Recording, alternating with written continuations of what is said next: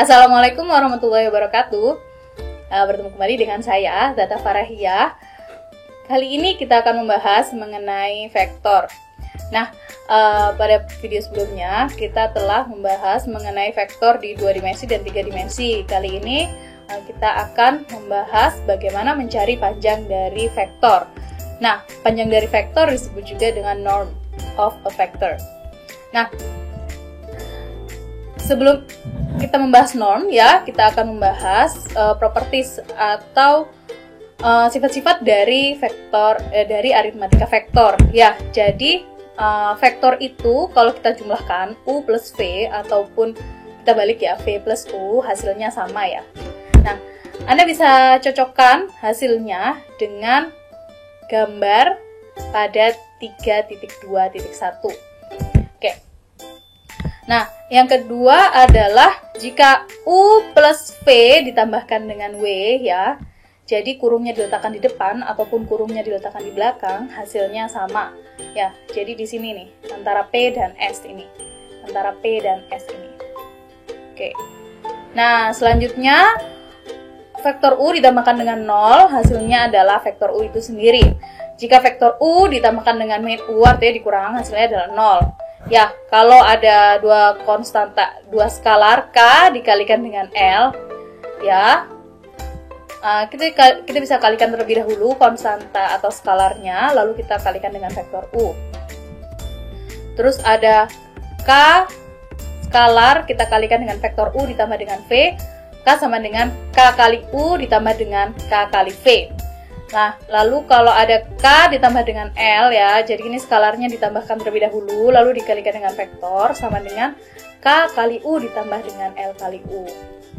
Jika skalarnya itu nilainya 1 ya, maka sama dengan vektor itu sendiri, dikalikan dengan u, hasilnya sama dengan vektor itu sendiri. Nah, sekarang kita akan membahas tentang norm. Norm adalah panjang dari vektor u yang biasa disebut norm adalah panjang dari vektor u ya, yang biasa disebut norm ya. Kebolak-balik saya. Dan biasanya kita tuliskan dengan lambang u ya, u kecil huruf biasa ya, artinya dia huruf italic ya. Dia tidak bold ya. Artinya berarti dia skalar, lalu diberi diberi garis ya, dikurung oleh 2 garis. Nah, untuk mencari norm dari u, kita tinggal mengaplikasikan rumusan Pythagoras ya. Nah, di sini karena vektor u itu kan dibentuk oleh komponen ya yang ada di x itu adalah u1 dan yang ada di y adalah tingginya u2. Nah, maka untuk mencari panjangnya kita tinggal kuadratkan komponennya u1 kuadrat lalu u2 kuadrat ditambah u2 kuadrat, lalu kita berikan akar. Nah, bagaimana dengan yang di 3 dimensi? Sama aja ya. Jadi kita tinggal tambahkan komponen yang ketiga, u3 kuadrat. Nah, jika suatu vektor memiliki norm atau panjangnya sama dengan 1, maka vektor tersebut disebut unit vektor. Oke.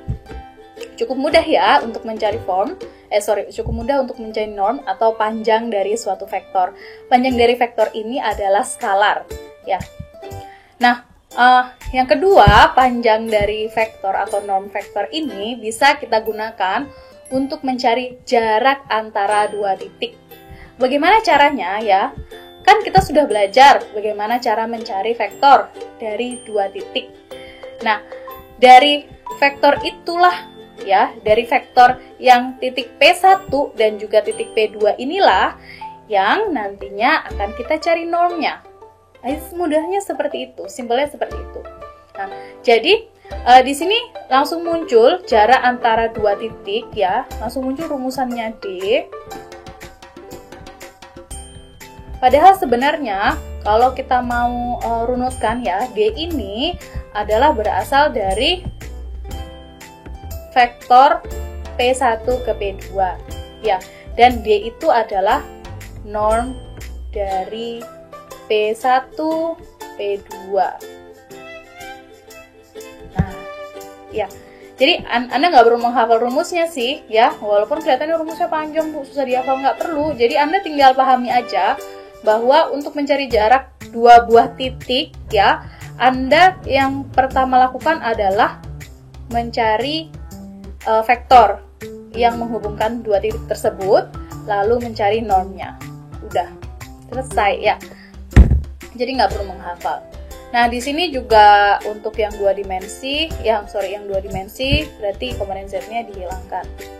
Nah, untuk panjang dari vektor yang dikalikan dengan skalar K ya, berarti tinggal dimasukkan aja skalarnya ke dalam normnya boleh, atau dia diletakkan di luar. Tapi ini kalau dia diletakkan di luar, maka skalarnya diberikan tanda mutlak.